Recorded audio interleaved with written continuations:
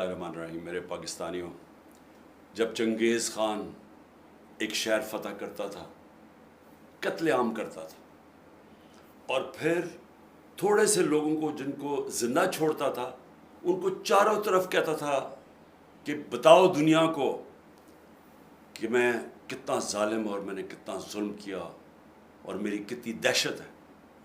उसके नतीजे से पहले से ही शहर हाथ खड़े कर देते थे लड़े बगैर। यहाँ भी आज वही हो रहा है। जुल्म की दास्तानें टीवी पे चलाई जा रही हैं, लोगों के घर तोड़े जा रहे हैं, उसकी वीडियोस बना के सोशल मीडिया और टीवी पर भी चल रही हैं। औरतों से कभी इस तरह का जुल्म नहीं हुआ और ऐसी उनसे बेहुरमती नहीं की गई जो आज हो रही है, लेकिन वो सबके सामने है। लोगों को सड़क पे खड़े हैं, उनको उतारते हैं, जेलों में डालते हैं। हर किस्म का खौफ फैलाया किस लिए जा रहा है कि अवाम को बताएं कि हमारे सामने कोई खड़ा होगा तो उससे इस तरह का जुल्म किया जाएगा ताकि अवाम गुलाम बन जाए। मेरे पाकिस्तानियों, ये है वक्त अपनी आज़ादी लेने का। हकीकी आज़ादी के लिए हम सबको कुर्बानियाँ देनी पड़ेंगी। थोड़ी सी पुलिस है, 1000 है, 70,000 है, 80,000 है, कितनी है?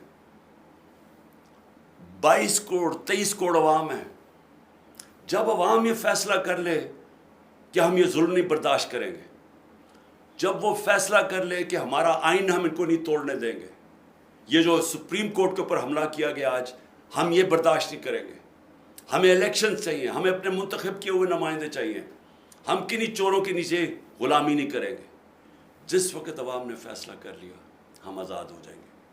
आपने ये खौफ के बुत को तोड़ना है और जब भी अगली कॉल आए आपने पुरअमन तरीके से, कोई तोड़ फोड़ नहीं, पुरअमन तरीके से अपने हकूक़, अपनी आज़ादी के लिए सड़कों पर निकला है। शुक्रिया।